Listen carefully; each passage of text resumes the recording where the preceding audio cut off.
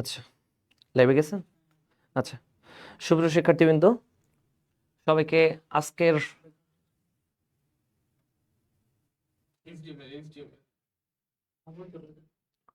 হোমে চলে যাব।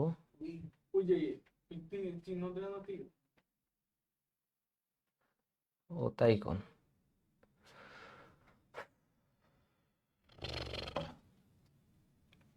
আচ্ছা, ক্লিয়ার তো? আচ্ছা, সুপ্রিয় শিক্ষার্থীবৃন্দ, সবাইকে আজকের বায়োলজি 4 নম্বর লেকচারে আবারও স্বাগতম জানাচ্ছি।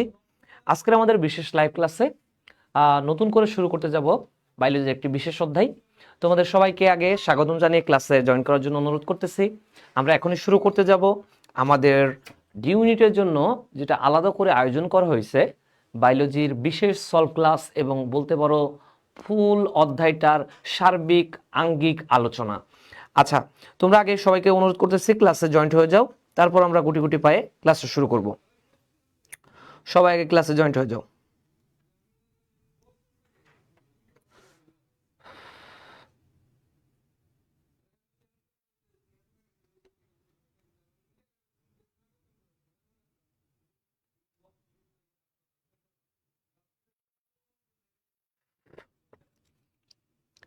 আচ্ছা, আমরা কিন্তু অলরেডি এ ইউনিটের জন্য যা যা ক্লাস ছিল আমরা কিন্তু ওইগুলা অলরেডি শেষ করেছি সবগুলা।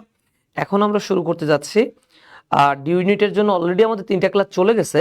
তারপর আমরা এখন আজকে নতুন করে শুরু করব নতুন একটা অধ্যায়। অলরেডি কিন্তু আমরা আলোচনা করছিলাম কি কি একটু দেখো।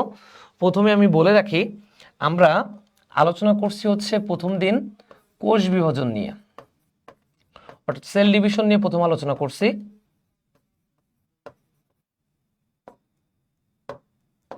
এরপরে আলোচনা করছিলাম আমরা রেসপিরেটরি সিস্টেম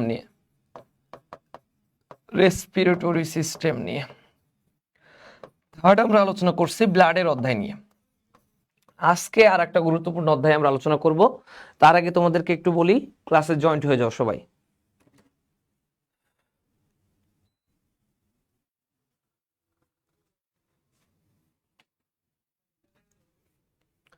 আচ্ছা, আমাদেরকে অলরেডি দেখছি আমরা ক্লাসে গুটি গুটি পাই তোমরা সবাই জয়েন্ট হচ্ছ, এবং সবাই ফ্রেন্ডদেরকে একটু মেনশন করে দাও, যেহেতু আজকের বায়োলজির একটা অন্যতম গুরুত্বপূর্ণ ক্লাস হতে যাচ্ছে। তোমাদেরকে সবাইকে প্রথমে বলতেছি খাতা কলম নিয়ে রেডি হয়ে যাও, কারণ অনেক নোট করা লাগবে। এবং অবশ্যই সবাইকে জানিয়ে দাও, যেহেতু বায়োলজির এই লেকচারগুলো কিন্তু আর রিপিট করা হবে না, কারণ তোমাদের এ ইউনিটের ক্লাস শেষ হয়ে গেছে। এ ইউনিটের পরে রিপিট করার সুযোগ ছিল এই যে ডি ইউনিটে, এরপরে কিন্তু আর কখনোই ক্লাসগুলো আর রিপিট পাবে না। সো সবাই ক্লাস আগে জয়েন্ট হও, তারপর আমি কি আলোচনা করব আজকে তারপর বলবো।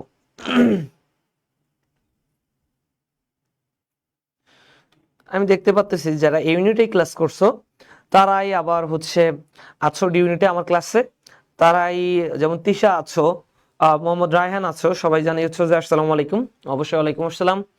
কেমন আছো তোমরা? আই থিঙ্ক তোমরা সবাই ভালো থাকবা। যদিও বৃষ্টিমুখর দিনে ক্লাস করতে হয়তো ভালো লাগে না, কিন্তু অবশ্যই ক্লাসটা করা এখন তোমাদের জন্য অবশ্যই জরুরি, কারণ এরপরেই তো আর সময় নাই, বলতে বলতেই সময়টা চলে যাবে। গ্রুপেতেও বলা হইল না, গ্রুপে বলা হয় নাই। তোমরা জেনে রাখো, এখন থেকে বুধবারে সাধারণত রাত 9টার দিকে যে ক্লাসটা হতো আমাদের, ঠিক একইভাবে ইউনিটের যেমন ক্লাস হতো বুধবার রাত 9টায়, ঠিক একইভাবে ডি ইউনিটের জন্য স্পেশাল লাইভ ক্লাসগুলো হবে। ওকে,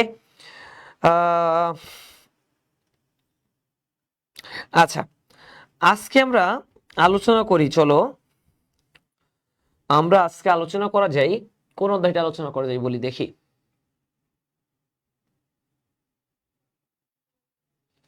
আমরা আজকে আলোচনা করি, আজকে একটা কঠিন জিনিস নিয়ে আলোচনা করা যাক, চলো দেখি। আমরা আজকে ঘাস ফড়িং নিয়ে আলোচনা শুরু করি। ঘাস ফড়িং নিয়ে আলোচনা শুরু করি। চলো, যেহেতু ঘাস ফড়িং কঠিন, আজকের দিনে কঠিন একটা অধ্যায় দিয়ে শুরু করি। ওকে, সবাইকে মেনশন করে দাও, যেহেতু ঘাস ফড়িং নিয়ে অনেক কঠিন। অনেকেই এখনো পর্যন্ত আছো তোমরা যে অনেকেই ঘাস ফড়িং বাদ দিয়ে রাখো কঠিন বলে। টোটালি সবাইকে জানাই দাও যে ঘাস ফড়িং নিয়ে গুরুত্বপূর্ণ ক্লাস হতে যাচ্ছে, সবাই গুটি গুটি পায়ে জয়েন্ট হয়ে যাও। আমি বেশিক্ষণ ক্লাস দীর্ঘায়িত করবো না, অল্প সময়ের মধ্যে শেষ করে ফেলবো তোমাদের। সো তোমরা দেরি না করে ক্লাস জয়েন করে ফেলো সবাই।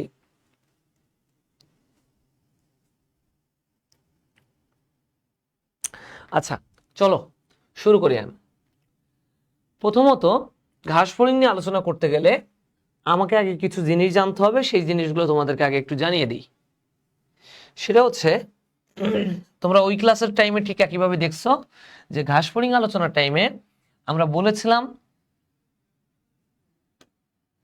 আগে আলোচনা করার টাইমে আমরা বলেছিলাম আগে ঘাস ফড়িং নিয়ে পড়তে গেলে তোমাকে পড়তে হবে আর্থ্রোপোডা নিয়ে। কি নিয়ে পড়তে হবে? আর্থ্রোপোডা পর্ব নিয়ে পড়তে হবে। আর্থ্রোপোডা পর্বের ক্ষেত্রে আমি তোমাদেরকে জানিয়েছি, খেয়াল করো যে আর্থ্রোপোডা পর্বের একটা শনাক্তকারী বৈশিষ্ট্যের নাম হচ্ছে ম্যালপিজিয়ান নালিকা। কোনটা? ম্যালপিজিয়ান নালিকা। এই ম্যালপিজিয়ান নালিকা সাধারণত রেচন অঙ্গ হিসেবে কাজ করে। কি কাজ করে? রেচন অঙ্গ হিসেবে কাজ করে আর্থ্রোপোডাদের ক্ষেত্রে। অর্থাৎ আমাদের ক্ষেত্রে যেটা হচ্ছে কিডনি বা বোমান্স ক্যাপসুল বা রেনাল কর্পোচল বা নেফ্রন কাজ করে থাকে, ওদের ক্ষেত্রে সেটা কাজ করে কোনটা? ম্যালপিজিয়ান নালিকা। ওকে, এই ম্যালপিজিয়ান নালিকা কিভাবে কাজ করে সেটা তো আজকে দেখবাই। তার আগে আমরা আরো কিছু কথা বলে রাখি যে আর্থ্রোপোডা পর্বের আর একটা শনাক্তকারী বৈশিষ্ট্যের নাম হচ্ছে এদের পুঞ্জাক্ষী থাকে। অর্থাৎ আমাদের যেমন চোখ, ওদের সেটাকে আমরা কি বলি? পুঞ্জাক্ষী। মানে অনেকগুলো চোখের সমন্বয়ে তারপর একটা চোখ তৈরি হয়। দেখবো আমরা ধাপে ধাপে দেখবো যে কিভাবে একটা চোখ তৈরি হচ্ছে। একটা ঘাস ফড়িং বা পোকার ক্ষেত্রে, সকল আর্থ্রোপোডা পর্বের প্রাণীর ক্ষেত্রে চোখ কিভাবে তৈরি হচ্ছে। আচ্ছা, এ বাদে যদি শনাক্তকারী বৈশিষ্ট্য বলতে হয়, এগুলো এর পরে কমন বৈশিষ্ট্য, যেমন তাদের ক্ষেত্রে এক জোড়া অ্যান্টেনা থাকে, এক জোড়া অ্যান্টেনা পাবা, অ্যান্টেনা থাকবে। তারপর তাদের থাকবে সাধারণত দুই জোড়া ডানা থাকে, ইত্যাদি ইত্যাদি অনেক বৈশিষ্ট্য। চলো আমরা এই কথাগুলো যদি জেনে থাকি, এর পরের পয়েন্টটা গুরুত্বপূর্ণ সহকারে দেখো এবার। সেটা হচ্ছে ঘাস ফড়িং এর ক্ষেত্রে আমাদের প্রথম জানতে হবে পৃথিবীতে প্রায় 20,000 প্রজাতির ঘাস ফড়িং আছে। কত প্রজাতির? প্রায় 20,000 প্রজাতির ঘাস ফড়িং আছে। এই 20,000 প্রজাতির মধ্যে বাংলাদেশে সাধারণত আছে শুধুমাত্র 20 প্রজাতির। কয় প্রজাতির? 20 প্রজাতির ঘাস ফড়িং আছে। এখন কথা হচ্ছে, ঘাস ফড়িংকে প্রথমে জানতে হবে, ঘাস ফড়িংকে বলা হয় শাকাশী প্রাণী। কি বলা হয়? শাকাশী প্রাণী। অর্থাৎ কি? যারা তৃণভূমিতে বিচরণ করবে এবং যারা ঘাস খেয়ে সাধারণত অ্যাজ ইউজুয়ালি জীবনযাপন করে থাকে, এদেরকে কি বলা হয়? শাকাশী প্রাণী। রিমাইন্ডেড, এটা তোমার সাথে সাথে কি পড়তে হবে? ইংরেজি টার্মটাও জানতে হবে। যারা শাকাশী প্রাণী তাদের ক্ষেত্রে বলা হয় হার্বিভোরাস অ্যানিমেল। কি বলা হয়? Herbivorous animal. ওকে, এখন দেখো এখান থেকে একটা কোশ্চেন হয়, যদি ঘাস ফড়িং যদি হার্বিভোরাস হয়ে থাকে, মানুষ কেমন প্রাণী? আমরা খেয়াল করে দেখো, আমরা সাধারণত মাংসও খাই, আবার কি খাই? শাকসবজিও খাই, অর্থাৎ দুইটা জিনিসই খাই। অর্থাৎ মানুষকে বলা হয় সর্বভুক প্রাণী। কি বলা হয়? সর্বভুক প্রাণী। ওয়েট,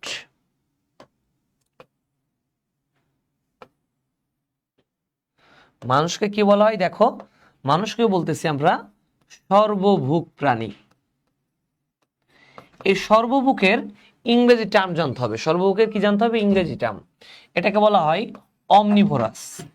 কি বলা হয়? Omnivorous animal. রিমাইন্ডেড, সর্বভুককে কি বলা হচ্ছে? Omnivorous animal. ওকে, আচ্ছা, এরপরে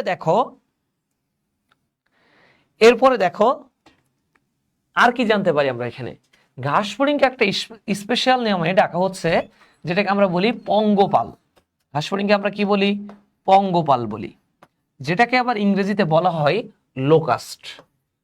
খুবই ইম্পর্টেন্ট একটা পয়েন্ট, ঘাস ফড়িংকে কেন পঙ্গপাল বলা হয়? ঘাস ফড়িংকে কেন পঙ্গপাল বলা হয়? পয়েন্টটা খেয়াল কইরো। পয়েন্টটা হচ্ছে, অ্যান্সারটা এমন যে ঘাস ফড়িংকে পঙ্গপাল বলা হচ্ছে এই জন্য, কারণটা হচ্ছে দুইটা কারণ। কারণ আমি বলেছি বায়োলজির যখনই এমন ওয়ার্ড দেখবা, ওয়ার্ডকে ভাঙা শিখতে হবে। কিভাবে ভাঙবে খেয়াল করো একটু। এখানে বলা হচ্ছে পাল। পাল মানে যারা দলবদ্ধ হয়ে বসবাস করে। পাল মানে কি? যারা দলবদ্ধ হয়ে বসবাস করে। পাল মানে সেই জিনিসকে বোঝায় যারা দলবদ্ধ হয়ে কি করে? বসবাস করে। পঙ্গ মানে কি? পঙ্গ মানে বোঝাচ্ছে যারা তৃণভূমিতে বিচরণ করে। পঙ্গ মানে কি বলতো? যারা তৃণভূমিতে বিচরণ করে। বুঝছো কিনা তোমরা? তাহলে কি পঙ্গপাল কেন বলতেছি? যারা দলবদ্ধ হয়ে বসবাস করবে এবং যারা তৃণভূমিতে বিচরণ করবে তাদেরকে আমরা কি বলবো? পঙ্গপাল বলবো। ওকে, যারা তৃণভূমিতে বিচরণ করে এবং যারা দলবদ্ধ হয়ে বসবাস করে তাদেরকে আমরা কি বলবো? পঙ্গপাল বলবো। এই পয়েন্টটা কিন্তু সুন্দর করে খেয়াল রাখো। পরীক্ষায় দিবে ঘাস ফড়িংকে কেন পঙ্গপাল বলা হয়, নিচের কোন কারণে? এই দুইটার একটা কারণ থাকলে, পয়েন্টে থাকলে তখন অ্যান্সার করতে পারবো তোমরা। বুঝছো সবাই যে ঘাস ফড়িংকে কেন পঙ্গপাল বা লোকাস্ট বলা হয়? কারণ যারা দলবদ্ধ হয়ে বসবাস করবে এবং তৃণভূমিতে বিচরণ করবে তাদেরকে আমরা কি বলবো? পঙ্গপাল বলবো।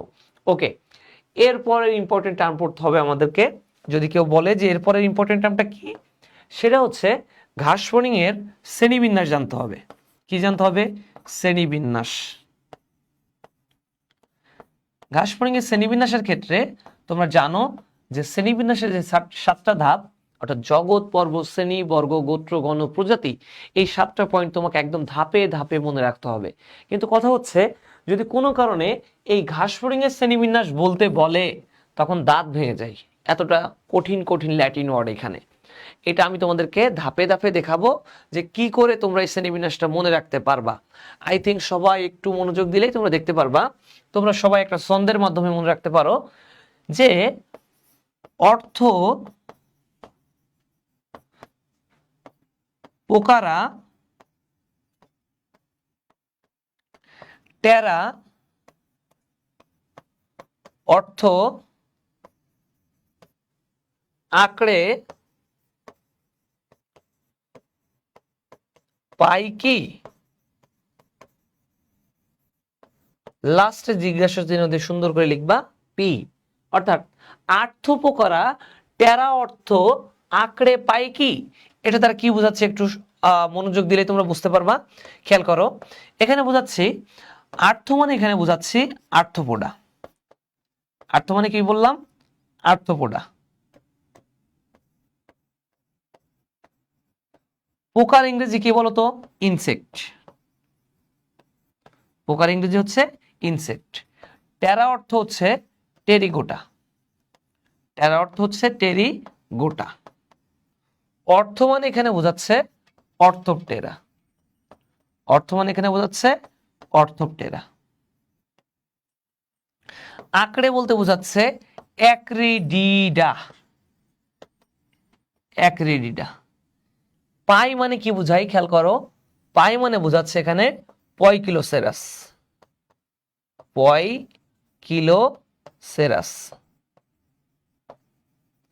পি মানে পাইকির পরে বলছি পাই পি, পি দ্বারা বোঝাচ্ছে পিকটাস। এই ওয়ার্ডগুলো যদি মনে রাখতে হয় তখন কিন্তু মহাবিপদ, দাঁত ভেঙে যাবে কিন্তু। কিন্তু একটু ছন্দের মাধ্যমে দেখো। ফর এক্সাম্পল দ্যাট আমি এখানে আর্থপোডা বলতে বুঝাইছি ফাইলাম, ইনসেক্ট বলতে বুঝাইছি ক্লাস, টেরিগোটা বলতে বুঝাচ্ছে সাব ক্লাস,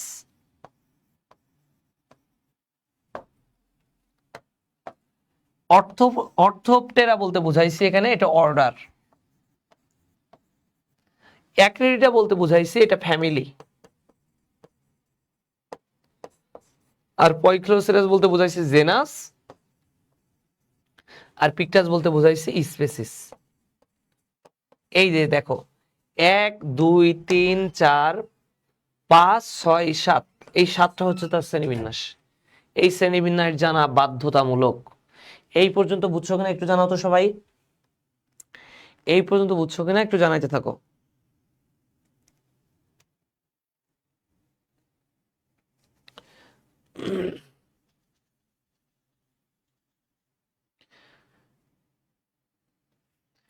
এই পর্যন্ত ক্লিয়ারলি বুঝছো কিনা একটু জানাইতে থাকো, তারপর আমরা নেক্সট আলোচনায় যাব।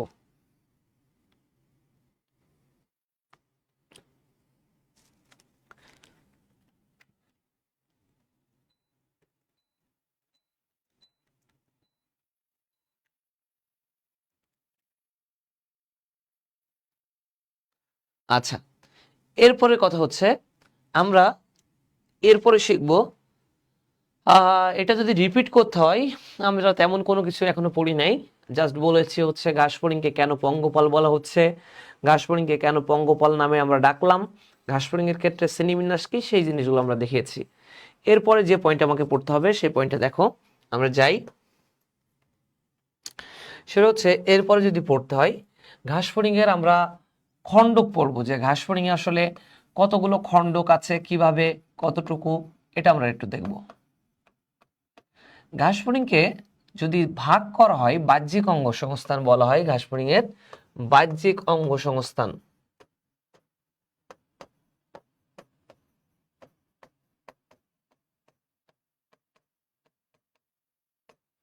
ঘাসফড়িংয়ের বাহ্যিক অঙ্গ সংস্থান দেখেন আপনারা, ঘাসফড়িংয়ের বাহ্যিক অঙ্গ সংস্থান বলতে তিনটা জিনিসকে বোঝায়। একটার নাম বক্ষ, সরি প্রথমেই লিখবেন মস্তক, 2 নম্বর লিখবেন বক্ষ, থার্ড পয়েন্ট হচ্ছে উদর। থার্ড পয়েন্ট কি? উদর। অর্থাৎ মস্তক নিয়ে পড়তে হবে আপনাকে, বক্ষ নিয়ে পড়তে হবে এবং উদর নিয়ে পড়তে হবে। এই পয়েন্টগুলো আপনাকে পড়তেই হবে, যে করেই হোক, যে করে হোক আপনাকে এই পয়েন্টগুলো নিয়ে পড়তেই হবে, যে করেই হোক। ওকে, আমি কি বোঝাতে পারছি কেন আপনাদেরকে? এই জিনিসটা আপনাদেরকে পড়তেই হবে। আচ্ছা, এটা যদি হয়ে থাকে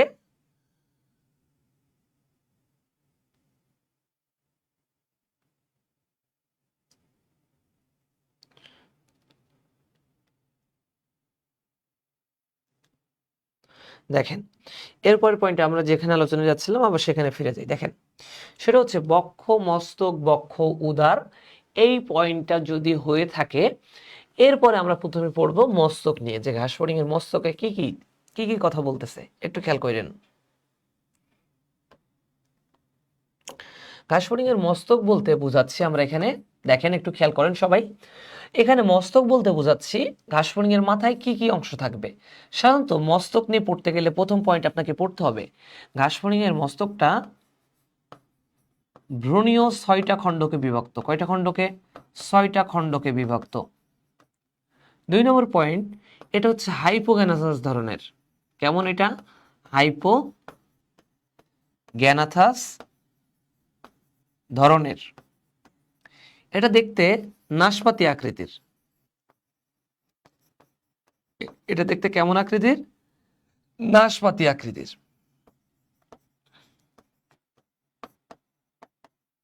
ওকে, এটা দেখতে হচ্ছে নাশপাতি আকৃতির। আচ্ছা,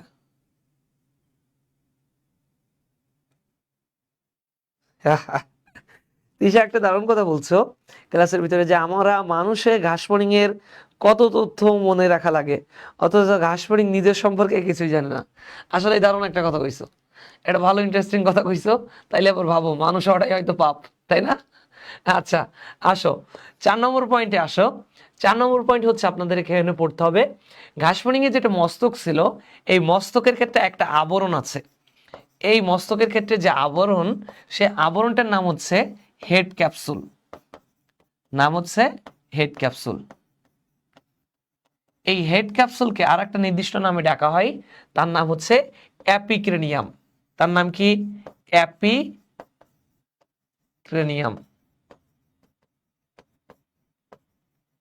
ওকে, তার নাম হচ্ছে অ্যাপিক্রেনিয়াম। আচ্ছা, 5 নম্বর পয়েন্টটা দেখো। 5 নম্বরটা পয়েন্টটা পড়লেই বুঝতে পারবা যে এখানে আর কি পড়া যায়। মস্তকের ক্ষেত্রে কিছু ইম্পর্টেন্ট পয়েন্ট আছে, যেমন এখানে এক জোড়া অ্যান্টেনা থাকে, এক জোড়া পুঞ্জাক্ষী থাকে, এক জোড়া পুঞ্জাক্ষী থাকে, এগুলো পড়তে হবে। এক জোড়া অ্যান্টেনা, এক জোড়া পুঞ্জাক্ষী থাকে।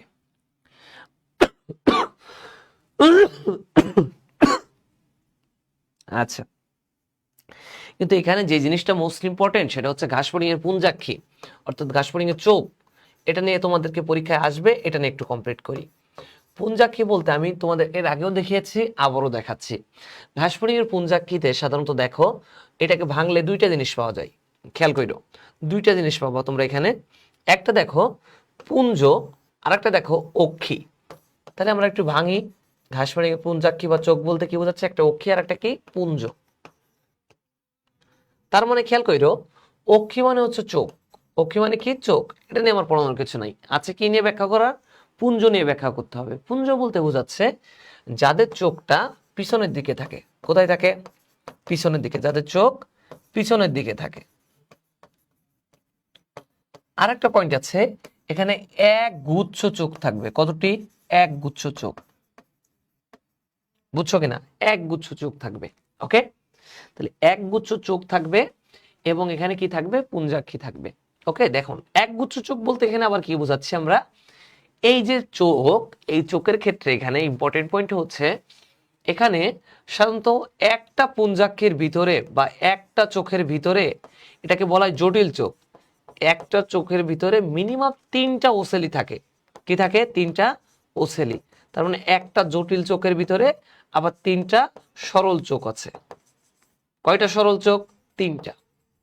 আমি কি বোঝাইতে পারছি? 3টা সরল চোখ আছে। এই সরল চোখের ভিতরে আবার 2000টি ওমাটিডিয়াম আছে। কতটি? 2000টি ওমাটিডিয়াম আছে। প্রত্যেকটা ওমাটিডিয়াম তাদেরকে দেখার জন্য সাহায্য করে। আমাদের যেমন রেটিনা দেখতে সাহায্য করতেছে, কর্নিয়া দেখতে সাহায্য করতেছে, ঠিক একইভাবে একটা ঘাসফড়িং এর ক্ষেত্রে ওমাটিডিয়াম বলে একটা জায়গা আছে যেটা তাদেরকে দেখতে সাহায্য করতেছে। বুঝছেন কিনা আপনারা? জানান। বুঝতে পেরেছেন কিনা এই পর্যন্ত জানান। আমি একটু ক্লিয়ার টানি কথাটা, তাইলে কি একটা ঘাসফড়িং এর চোখ আমরা যেটা দেখে থাকি এটা একটা জটিল চোখ। এই চোখের ভিতরে 3টা সরল চোখ থাকে, তার নাম হচ্ছে ওসেলি। প্রত্যেকটা ওসেলিতে আবার 2000টি ওমাটিডিয়াম থাকে। এই ওমাটিডিয়াম কি করতেছে? তাদের দর্শনের একক হিসেবে কাজ করতেছে। অর্থাৎ প্রত্যেকটা জিনিস আমরা আমরা যে চোখটা দিয়ে দেখি, ওরা দেখে প্রায় 2000টি জিনিসের সমন্বয়ে।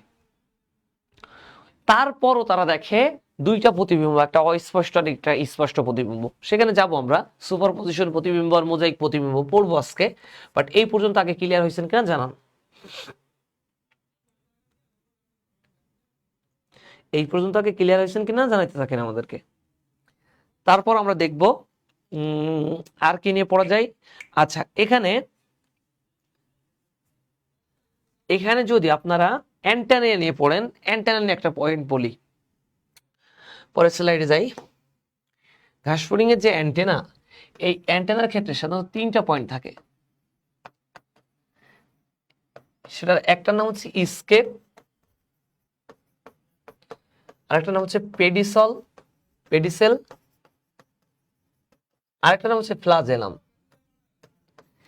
এই যে ঘাসফড়িং এর ফ্লাজেলাম, এই ফ্লাজেলামটা আবার 25টা খণ্ডকে বিভক্ত। কয়টা খণ্ডকে? 25টা খণ্ডকে বিভক্ত। খুবই ইম্পর্টেন্ট একটা পয়েন্ট। আচ্ছা, এরপরে আমরা আর কি পড়তে পারি এখানে?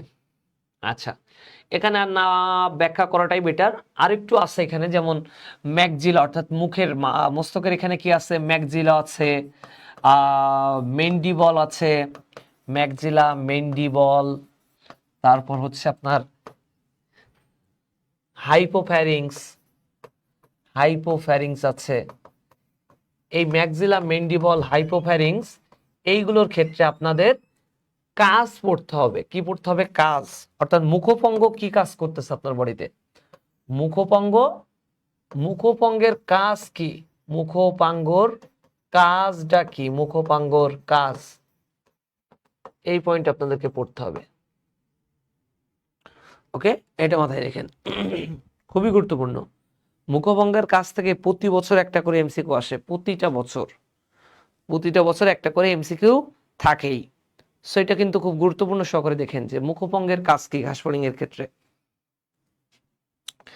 আচ্ছা, এরপরে পড়বেন, এরপরে আপনারা কি দেখবেন বলেন?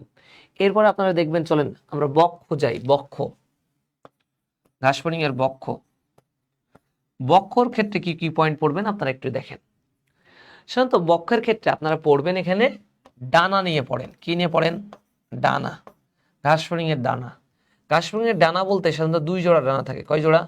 2 জোড়া ডানা। কয় জোড়া ডানা? 2 জোড়া ডানা। ওকে, ঘাস ফড়িং এর 2 জোড়া ডানা থাকে। এই ডানার ক্ষেত্রে দেখেন আপনারা পয়েন্টগুলো বুঝছেন, 2 জোড়া ডানা থাকবে।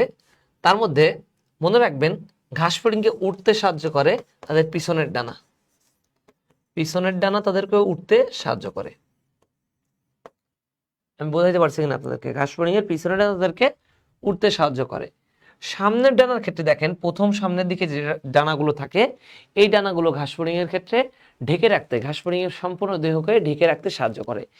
এই ক্ষেত্রে মনে রাখবেন প্রথম দিকের ডানার এক জোড়া ডানাকে আমরা বলতেছি, প্রথম দিকের এক জোড়া ডানাকে বলা হয় অ্যালিট্রা।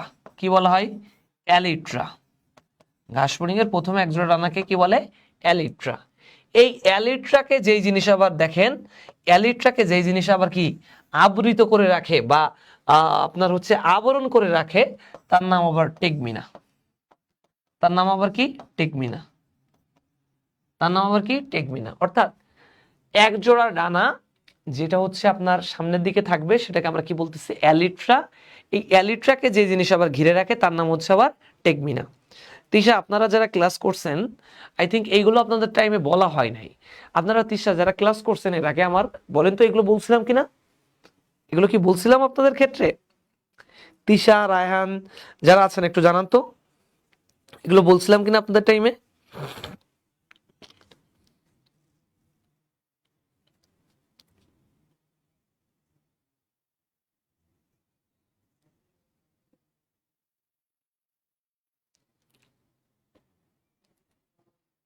আচ্ছা, এ তো বলি নাই। এখন দেখতে থাকেন, আপনাদের আই থিঙ্ক আপনাদের জন্য অনেক বেটার কিছু হতে যাচ্ছে। কারণ একই ক্লাস 2 বার পাওয়া মানে কি আপনাদের গুলায়, আপনাদের কি গুলাই খাওয়ানো হচ্ছে না বলেন তো একবারে? ওয়ান কাইন্ড অফ কিন্তু গুলাই খাওয়ানো ট্রাই করানো হচ্ছে। যে একবার বলছি আবারও বলছি, যেগুলো মিসিং দিছি সেগুলো আবার নতুন করে বলতেছি। আই থিঙ্ক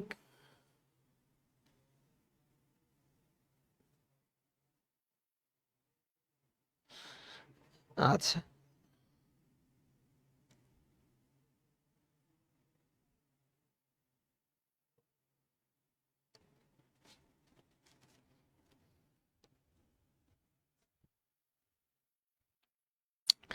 আচ্ছা, এরপরে দেখেন আহ, আহ, আপনারা দেখেন এরপরে এখানে আর কি বলতে পারি আমরা বক্ষ নিয়ে। এখানে আরো অনেক কিছু বলার ছিল, যদিও আমি এখানে আর না বলি। বক্ষ নিয়ে এতটা ইম্পর্টেন্ট আর কোনো কিছু নাই এখানে, এইগুলো পড়বেন। যদি বক্ষ নিয়ে আরেকটু পড়তে চান আপনারা পড়বেন বক্ষের যেটা সামনের দিক, বক্ষের সামনের দিকটাকে বলা হয় স্টার্নাম।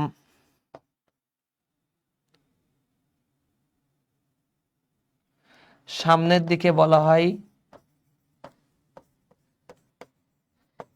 স্টার্নাম, পিছনের দিকটাকে বলা হয় টারগাম। পিছনের দিকটাকে কি বলা হয়? টারগাম। কি বলা হয়? টারগাম। সামনের দিকটাকে বলা হয় স্টার্নাম, পিছনের দিকটাকে বলা হয় কি? টারগাম।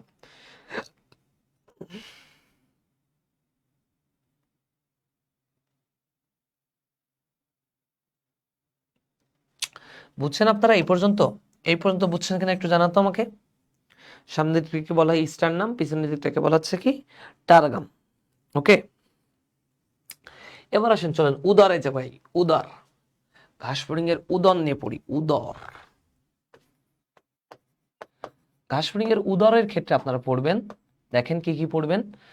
উদরের ক্ষেত্রে মনে রাখবেন ঘাস ফড়িং এর উদর 11টি খণ্ডকে বিভক্ত। কয়টা খণ্ডকে বিভক্ত? 11টি খণ্ডকে বিভক্ত। ওকে, 11টি খণ্ডকে বিভক্ত। যার প্রথম 8 জোড়ায় কি থাকবে? প্রথম 8 জোড়ায় শ্বাসরন্ধ্র থাকে। কি থাকে? শ্বাসরন্ধ্র।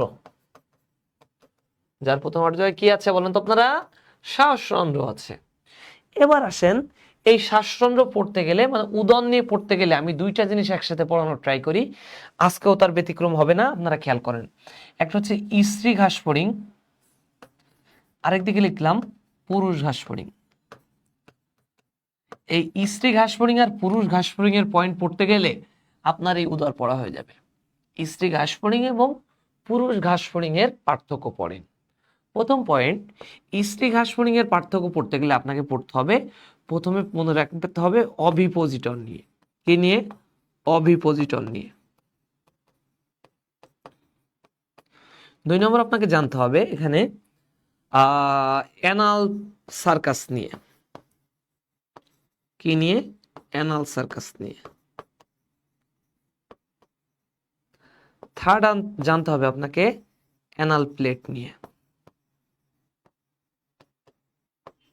অ্যানাল প্লেট নিয়ে এই 3টে যদি আপনি পড়তে পারেন তাহলে আপনার একসাথে 3টা পয়েন্টই আপনাকে যদি জেনে যান, আপনি যদি 3টা পয়েন্টই আপনি জানেন তাহলে আপনার অবশ্যই কি করতে হবে, 3টা পয়েন্ট জানতে পারলে আপনার অবশ্যই কি হবে, এই যে উদর নিয়েও পড়া হয়ে যাবে।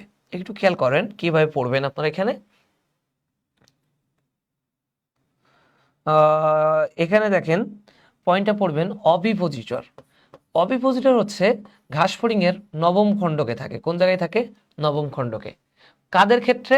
স্ত্রী ঘাসফড়িং এর ক্ষেত্রে নবম খণ্ডকে আপনি দেখবেন অভিপোজিটর আছে। এবং অ্যানাল সার্কাস সাধারণত থাকে দশম খণ্ডকে। দশম খণ্ডকে সেটা আবার কাদের ক্ষেত্রে? আপনার পুরুষ ঘাসফড়িং এর ক্ষেত্রে। কথা বুঝছেন কিনা আপনারা?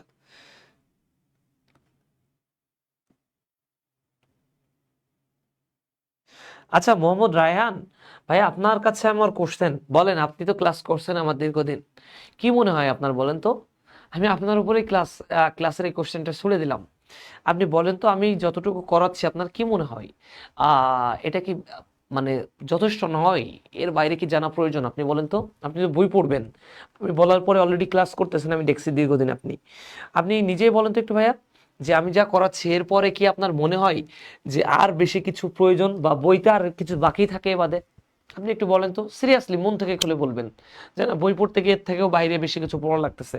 আপনি একটু মন থেকে খুলে বলেন, আমি তাতেই খুশি হব। আপনি বলেন, আমি যা বলবেন আমি তাই মেনে নিব। যদি মনে হয় যে না ভাইয়া আরো পড়া লাগতেছে, আমি বিশ্বাস করেন আমি তাইলে আরো বেশি আপনাদের সামনে তখন তুলে ধরবো। বলেন আপনি, আপনার কাছে কোশ্চেন থাকলো আমার, আপনি বলেন, আপনি নির্ভয়ে বলেন, আমি মেনে নিব। আপনি যেটা বলবেন আমি সেটা মেনে নিব। বলেন।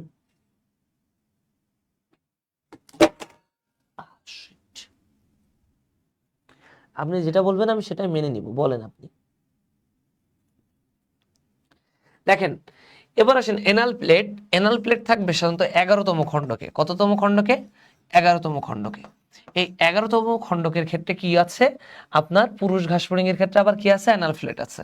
মানে একই ক্ষেত্রে দেখেন, আপনি 1 থেকে 8 পর্যন্ত পড়ছেন, 7 9 10 11 তিনটাও পড়ে ফেললেন। এটাও 11তম খণ্ডকে কি থাকবে? Anal plate. কাদের ক্ষেত্রে? পুরুষদের ক্ষেত্রে। স্ত্রীদের ক্ষেত্রে এই দুইটা নাই। কথা বুঝছেন কিনা? বুঝছেন কিনা আপনারা? এই অ্যানাল সার্কাসটা আবার ঘাসফড়িংয়ের ক্ষেত্রে সঙ্গম অঙ্গ হিসেবে কাজ করে। কি অঙ্গ হিসেবে? সঙ্গম অঙ্গ হিসেবে কাজ করে। সঙ্গম অঙ্গ হিসেবে কাজ করে। এবার বলেন, এর বাদে আপনাদের আলাদা করে কোনো কিছু পড়া লাগবে কিনা, বলেন আমাকে। আমি রাহেন আপনাকে কিন্তু কোশ্চেন করতে বলেছি, সরি অ্যান্সার করতে বলেছি ভাই। আপনি নির্ভয়ে অ্যান্সার করেন যে আসলে এ বাদে আপনার মনে হয়েছে কিনা যে আরো আমার কিছু জানা লাগবে বা পড়া লাগবে, এমন কিছু জানা লাগবে কিনা, বলেন।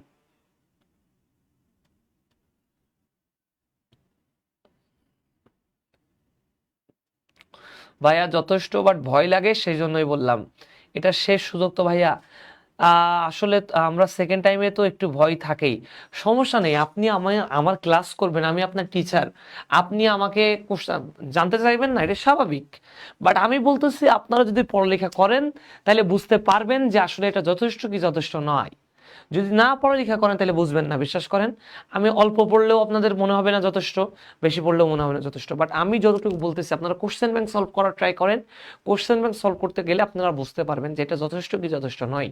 আই থিঙ্ক আমি আপনার তার এরপর এইটুকু পড়লেই এনাফ, আপনার যে এইটুকু বললেই এনাফ যে এটা যথেষ্ট কি যথেষ্ট নয়, আপনি দেখলেই বুঝতে পারবেন। আচ্ছা ঠিক আছে, আবার আসেন আমরা বলি, অ্যানাল ফ্লেট নিয়ে আমরা কি বলছিলাম, এটা 11তম খণ্ডকে বিভক্ত, অভিপোজিটার 9ম খণ্ডকে, আর অ্যানাল সার্কাস 10ম খণ্ডকে। রিমাইন্ড করবেন, একটা ঘাস ফড়িং এই অভিপোজিটারের মাধ্যমে কি পারে, ডিম পেড়ে থাকে।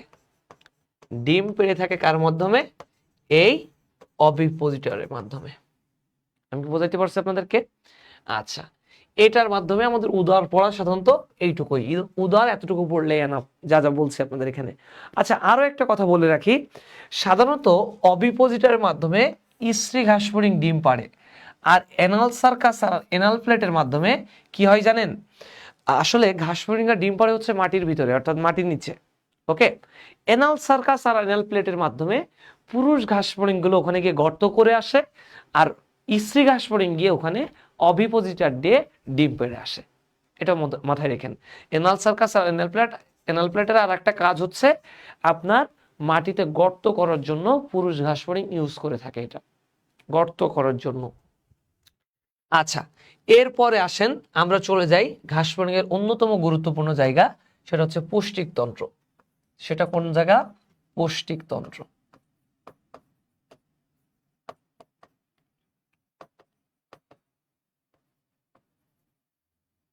পৌষ্টিক তন্ত্র। আচ্ছা, পৌষ্টিকতন্ত্রের ক্ষেত্রে আসেন আমরা আর একটা গুরুত্বপূর্ণ পয়েন্টে যাই। পৌষ্টিকতন্ত্রের ক্ষেত্রে আমরা এখানে দেখব,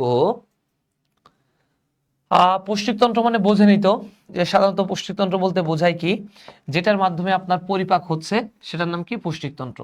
পৌষ্টিকতন্ত্রকে দুই ভাগে ভাগ করা যায়, একটার নাম হচ্ছে পৌষ্টিক নালিকা,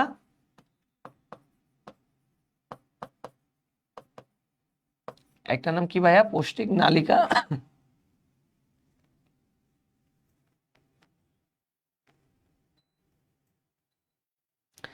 একটা নাম হচ্ছে পৌষ্টিক নালিকা, আর একটা নাম হচ্ছে পৌষ্টিক গ্রন্থি।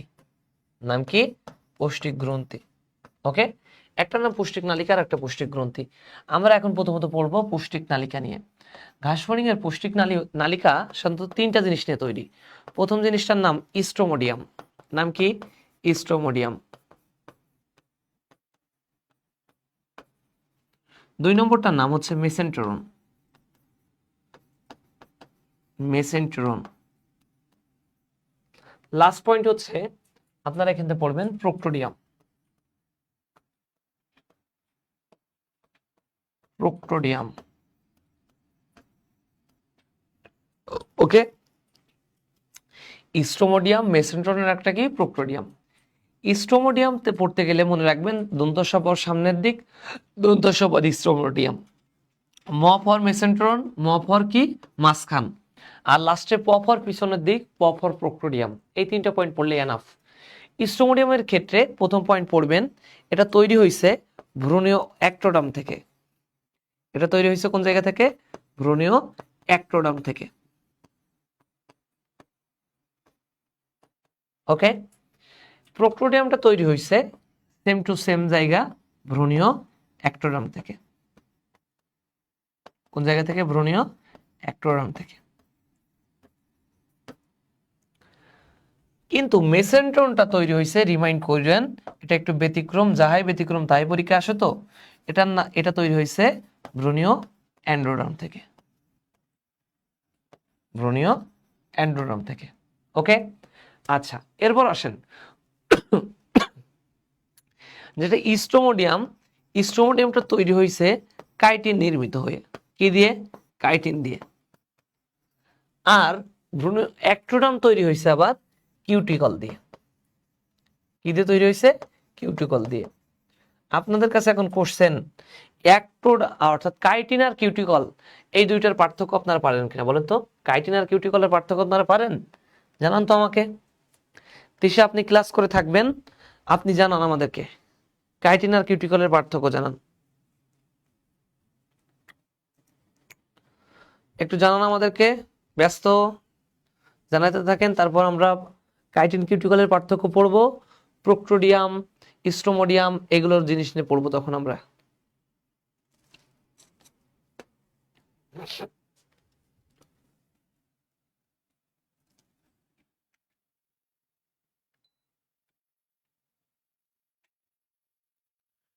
দেখেন, কাইটিন আর কিউটিকল নিয়ে আমরা একটু পড়ি।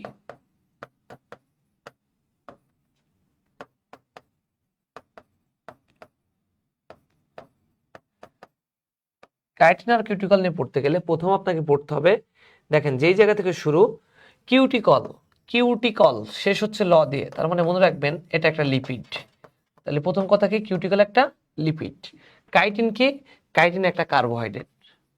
তাহলে পার্থক্য অলরেডি বুঝছেন। আপনারা এতদিন হয়তো অনেকে মনে করতেন কাইটিন আর কিউটিকল কি এক। কাইটিন কি একটা কার্বোহাইড্রেট, কিউটিকল কি একটা লিপিড।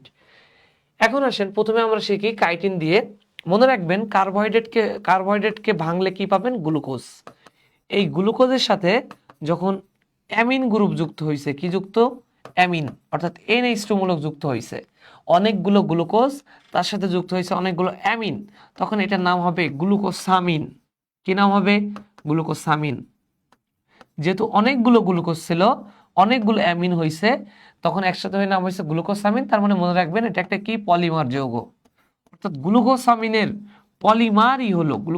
পলিমারই হলো একটা কাইটিন। গ্লুকোসামিনের পলিমার কি, একটা কাইটিন। আর কিউটিকলের ক্ষেত্রে লিপিড কি, লিপিডটা হচ্ছে এখানে এই লিপিড যেটাকে বলা হয় মোম জাতীয় লিপিড।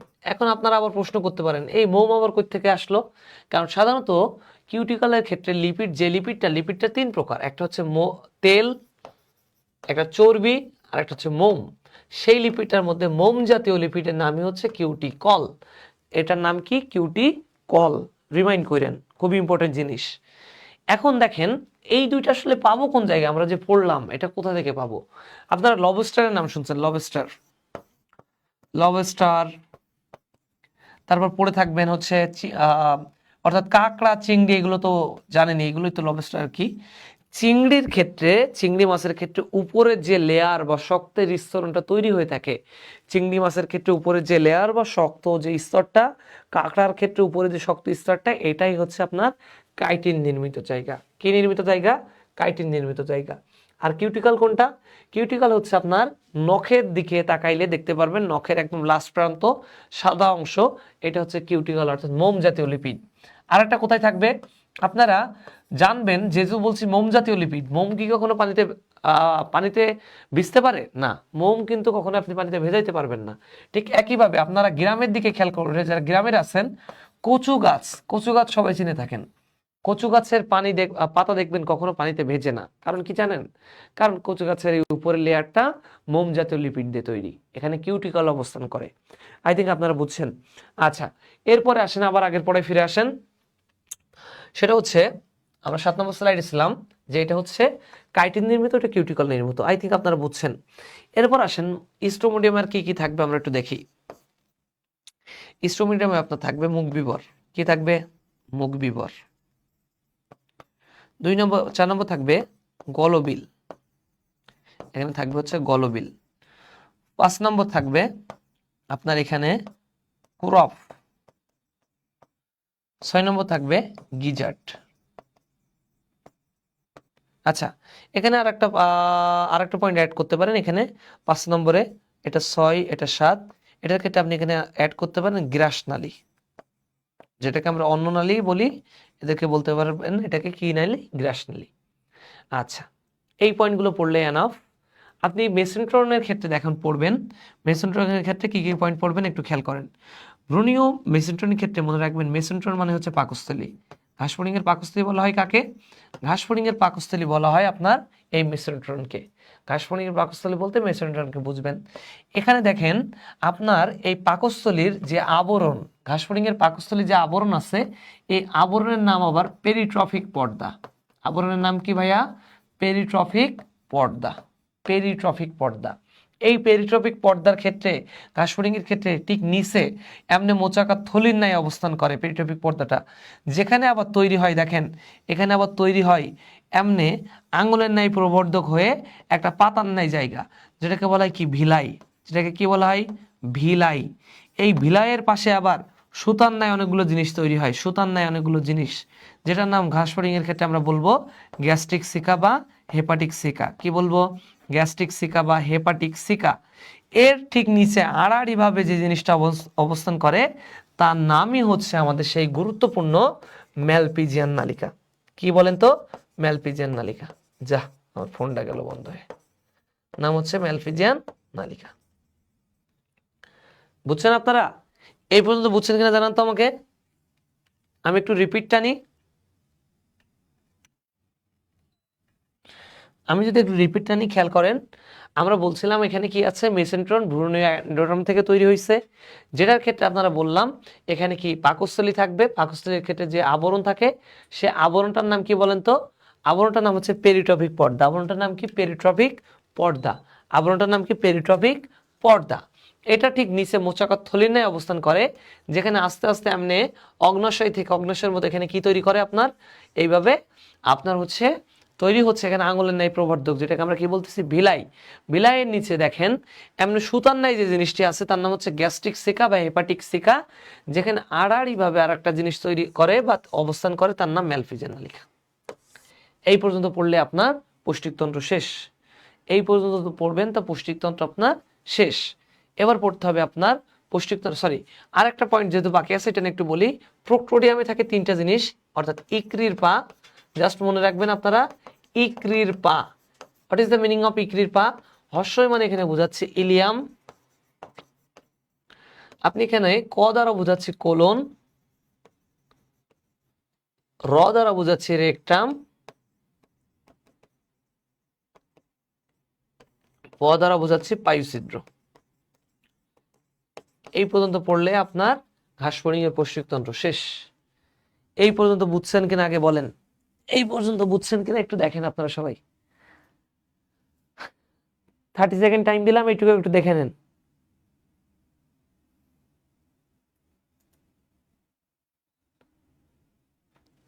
বুঝে থাকলে কমেন্টের মাধ্যমে জানান, তারপর আমরা দেখি এখান থেকে আর কি আলোচনা করতে পারি।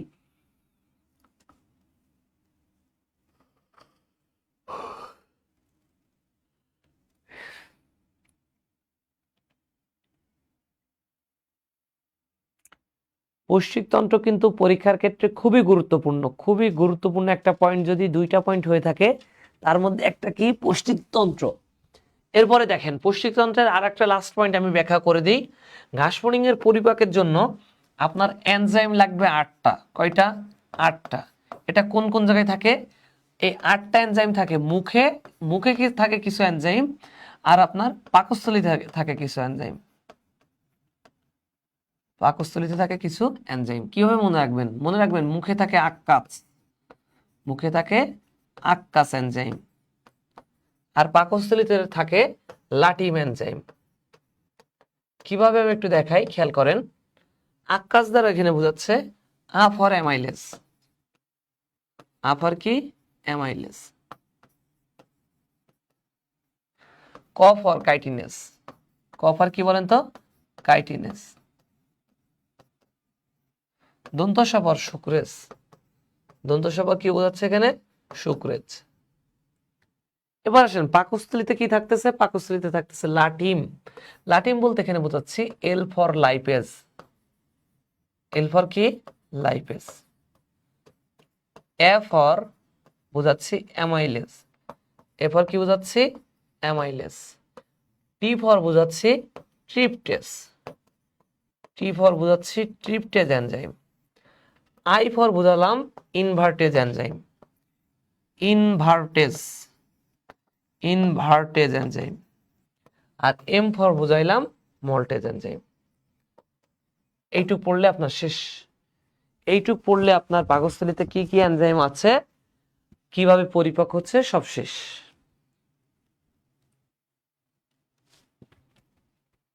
এইটুক ক্লিয়ার হয়েছেন কিনা জানান তো। এইটুক টোটালি ক্লিয়ার হয়েছেন কিনা আগে জানান।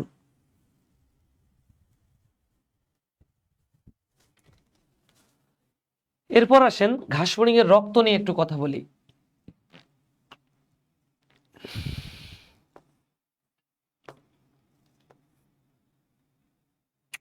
ঘাসফড়িং এর রক্তের ক্ষেত্রে এখানে পড়বেন আপনারা যে তিনটা জিনিস আছে ঘাসফড়িং এর রক্তে। একটার নাম হচ্ছে হিমোসিল, একটার নাম হিমোলিম্ফ, আর একটা হচ্ছে পৃষ্ঠবাহিকা। এটা কি বলেন তো? পৃষ্ঠবাহিকা। জাস্ট যে যে পয়েন্ট বলছি মনে রাখেন।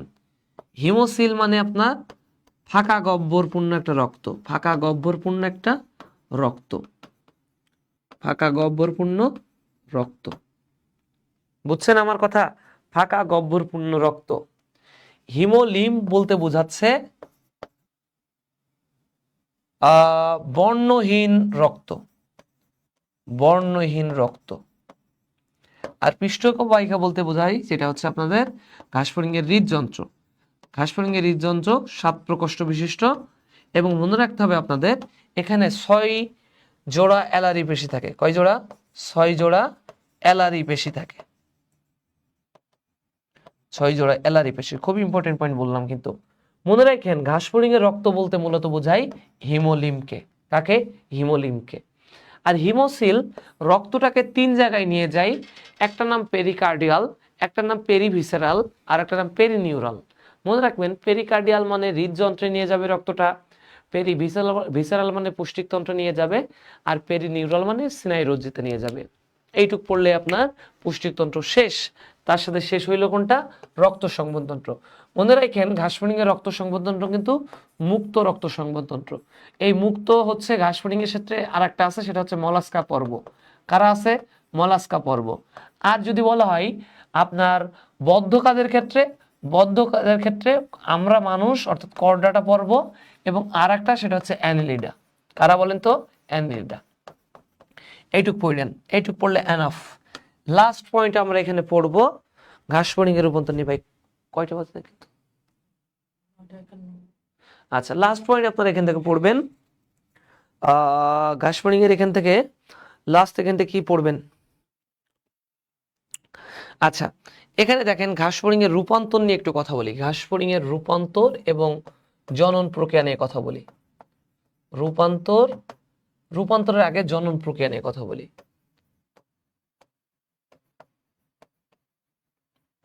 খেয়াল করেন, জনন প্রক্রিয়া নিয়ে আমরা বলতেছি ঘাসফড়িংয়ের জনন প্রক্রিয়ার ক্ষেত্রে সাধারণত গ্রীষ্মের শেষ দিকে জননটা শুরু হয়, গ্রীষ্মের শেষ দিকে অর্থাৎ শেষের দিকে। এবং গ্রীষ্মের শেষের দিকে জনন শুরু হয়। এবং এরা সাধারণত ঘাসফড়িংয়ের ডিম যেটা, সেটা হচ্ছে সেন্ট্রোলেসিথাল ধরনের। কেমন ধরনের? সেন্ট্রোলেসিথাল। মানে সেন্ট্রোলেসিথাল মানে বোঝেন যাদের কুসুমটা সাধারণত ডিমের মাঝখানে থাকে তাদেরকে বলা হয় কি? সেন্ট্রোলেসিথাল ধরনের। সেন্ট্রোলেসিথাল ধরনের ক্ষেত্রে আর একটা পয়েন্ট মনে রাখবেন যে ঘাসফড়িং সাধারণত 10টি গুচ্ছে, কতটি গুচ্ছে?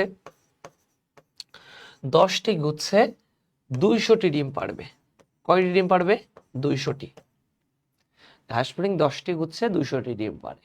থার্ড পয়েন্ট, এদের শীতকালে, ঘাসফড়িংয়ের শীতকালে পরিস্ফুটন বন্ধ থাকে। ঘাসফড়িং শীতকালে কি থাকে? পরিস্ফুটন বন্ধ থাকে, পরিস্ফুটন বন্ধ থাকে। যেই টাইমটাকে বলা হয় ডায়াপজ। যে টাইমটাকে কি বলবেন আপনারা? ডায়াপজ বলবেন। খুব 3টা পয়েন্ট বললাম, খুব important point, so much important point. ঘাসফড়িংয়ের ক্ষেত্রে জনন প্রক্রিয়ার ক্ষেত্রে যে 3টা বললাম খুবই ইম্পর্টেন্ট। এটা হচ্ছে সেন্ট্রোলেসিথাল ধরনের কথা বললাম, গ্রীষ্মের শেষ দিকে জনন প্রক্রিয়াটা শুরু হয়, 10টি গুচ্ছে 200টি ডিম পারে, শীতকালে এদের পরিস্ফুটন বন্ধ থাকে, যেটাকে আমরা বলতেছি কি? ডায়াপজ। পরীক্ষায় এই 3টার মধ্যে একটা পয়েন্ট পরীক্ষা এসে বসে আছে, শিওর থাকেন। 3টার মধ্যে একটা পরীক্ষা এসে বসে আছে, শিওর। রূপান্তর দেখেন, সাধারণত পৃথিবীতে যারা পোকার ক্ষেত্রে 4টা পয়েন্ট আছে। প্রথম পয়েন্টের নাম ডিম, তারপরেরটার নাম লার্ভা, তারপরেরটার নাম হচ্ছে পিউপা, তারপরের নামটা হচ্ছে ইমোগা। অর্থাৎ এই 4টা পয়েন্ট যারা মানবে তাদের রূপান্তরটা হচ্ছে সম্পূর্ণ রূপান্তর। কি বলবো? তাদের রূপান্তরটাকে বলা হয় সম্পূর্ণ রূপান্তর। কিন্তু এই 4টা পয়েন্ট যারা মানবে না তাদেরকে বলা হয় অসম্পূর্ণ রূপান্তর। তাদেরকে কি বলা হয়? অসম্পূর্ণ রূপান্তর। ঘাসফড়িং এই 4টা পয়েন্ট মানে না, অর্থাৎ ডিম, লার্ভা, পিউপা, ইমোগা। ওদের ক্ষেত্রে দেখা যায় সাধারণত ডিম, পিউপা, ইমোগা, লার্ভা দেখা যায় না। তাহলে এই 4টার মধ্যে 3টা মানে, তাদেরকে বলা হয় অসম্পূর্ণ রূপান্তর। তাদেরকে কি বলা হয়? অসম্পূর্ণ রূপান্তর। পরীক্ষা এসে বসে আছে। তাহলে এই 4টা মানলে সেটা হচ্ছে সম্পূর্ণ রূপান্তর, না মানলে অসম্পূর্ণ রূপান্তর। আপনারা সাধারণত ঘাসফড়িং নিয়ে এই পর্যন্তই পড়বেন, এর বাইরে কোনো কিছু পড়বেন না। আমি আবার বলে দিই, এইগুলোই পড়বেন। আরেকটু যদি একটু বেশি পড়তে চান, আরেকটু যারা একটু বেশি পড়তে চান তাদের জন্য আর একটা পয়েন্ট দাঁড়ান, ওয়েট করেন একটু জায়গা দেখি। তাদের ক্ষেত্রে আর কি পড়বেন আমি একটু ব্যাখ্যা করে দিই আপনাদেরকে। তাদের ক্ষেত্রে আর পড়বেন আপনারা ঘাসফড়িং এর দর্শন এককগুলো পড়বেন, দর্শন একক। ফর এক্সাম্পল ড্যাট আমি একটু ব্যাখ্যা করে দিতে চাই যদি যেমন কর্নিয়াজেন কোষ, এটা হচ্ছে ঘাসফড়িং এর লেন্সের মতো কাজ করে। কর্নিয়াজেন কোষে কতগুলো কোষ থাকবে এটা পড়বেন। যেমন ঘাসফড়িং এর র্যাবডোম, ঘাসফড়িং এর ক্ষেত্রে কি বললাম, র্যাবডোম। আমাদের ক্ষেত্রে যেমন রেটিনা থাকে, ঘাসফড়িং এর ক্ষেত্রে কি থাকে, র্যাবডোম। আমাদের দর্শন, আমাদের প্রতিবিম্ব তৈরি হয় কোথায়, দর্শন বা যেটা দেখি এটার ক্ষেত্রে প্রতিবিম্ব তৈরি হয় রেটিনাতে, ঘাসফড়িং এর ক্ষেত্রে প্রতিবিম্ব তৈরি হয় র্যাবডোমে। এগুলো একটু পড়বেন। র্যাবডোম কোন জায়গা তৈরি করতেছে, আপনার কর্নিয়াজেন কোষ তৈরি করতেছে, এগুলো একটু দেখবেন। কোথায় প্রতিবিম্ব তৈরি হয়, কর্নিয়াজেন কোষে কতগুলো কোষ আছে, এটা কি কাজ করতেছে, জাস্ট ওইটা দেখবেন। আর সুপারপজিশন প্রতিবিম্ব আর অ্যাপোজিশন প্রতিবিম্ব নিয়ে দুইটা পয়েন্ট বলে দিই। সুপারপজিশন প্রতিবিম্ব বলতে বোঝাচ্ছে ঘাসফড়িং এর ক্ষেত্রে যেখানে দুই দিক থেকে আলো পড়ে, দুই দিক থেকে আলো পড়লে সেটাকে বলা হয় সুপারপজিশন প্রতিবিম্ব। এটার নাম সুপারপজিশন হলেও এখানে ঘাসফড়িং দেখে অস্পষ্ট, এটার মাধ্যমে দেখে কি অস্পষ্ট। আর একটা আছে মোজাইক প্রতিবিম্ব, নাম কি, মোজাইক প্রতিবিম্ব। এক্ষেত্রে ঘাসফড়িং এর ক্ষেত্রে একদিক থেকে ঘাসফড়িং এর চোখে একদিক থেকে আলো পড়ে এবং এক্ষেত্রে ঘাসফড়িং এর যে প্রতিবিম্বটা তৈরি হয় এটা হচ্ছে সুস্পষ্ট প্রতিবিম্ব তৈরি হবে। এই পয়েন্টগুলো পড়লেই ঘাসফড়িং নিয়ে আপনাদের আর কোনো টেনশন নাই। ফুল ঘাসফড়িং থেকে এ ব্যতীত আর একটা সিঙ্গেল কোশ্চেন এখান থেকে বাইরে থেকে কোশ্চেন হবে না। আমি কি বোঝাইতে পারছি আপনাদেরকে? সম্পূর্ণ ক্লাস বুঝছেন কিনা, কোনো কোশ্চেন আছে কিনা জানাইতে থাকেন। আমার ফোন অফ হয়ে গেছে, আমি কম্পিউটারে দেখতেছি, আপনারা জানাইতে থাকেন। ওই এই করে সব আছে গ্রুপে, 20-25 জন করে, 2 জন 3 জনই, এই যারা করতেছে এরাই। এটা নিয়ে গ্রুপে বলা হয়, ডাইরেক্টলি বলা হয়। এই যে আমি বলতেছি তো শুনতেছেন না, ওরা কোনো ব্যাপার না। কিন্তু কাহিনী আছে ভাই, কাহিনীটা হচ্ছে আপনার ক্লাস দেখে আবার, কারণ ওই যে রিস্ক যায় না, না দেখলে তো আর রিস্ক যায় না। দেখেন ক্লাস শেষে 2-3 ঘন্টা পরে দেখা যাচ্ছে আবার 177, 200 এমন কাছাকাছি। হ্যাঁ, ক্লাস নিয়েও ভালো লাগে না, এটা হচ্ছে সত্য কথা। আচ্ছা, এই পর্যন্ত আপনাদের থাকলো ক্লাসটা। আপনাদের ঘাসফড়িং নিয়ে যদি কোনো কোশ্চেন থাকে আপনারা করতে পারেন। আমার মনে হয় না এরপরে কোনো কোশ্চেন থাকবে, যদিও যদি থেকে থাকে আই থিঙ্ক আপনারা গ্রুপে জানাইতে পারেন বা আমাকে জানাইতে পারেন, আমি সমাধান করার চেষ্টা করব। শেষ পর্যন্ত এখান থেকে এই পর্যন্ত জানাচ্ছি। ভালো থাকেন, সুস্থ থাকেন। আবার নতুন কোনো একটা ক্লাসে, লাইভ ক্লাসে দেখা হবে। আপনারা শেষ পর্যন্ত পড়াটা কমপ্লিট করেন। পড়া যদি কমপ্লিট না করেন এরপরে কিন্তু আর কোনো কিছু করার থাকবে না। এটা যেহেতু লাস্ট টাইম আপনাদের, এরপরে কিন্তু কোনো রিপিট ক্লাস হবে না। সো আপনারা যে করেই হোক আপনারা পড়াটা কমপ্লিট করবেন। ভালো থাকেন, সুস্থ থাকেন। আল্লাহ হাফেজ, আসসালামু আলাইকুম।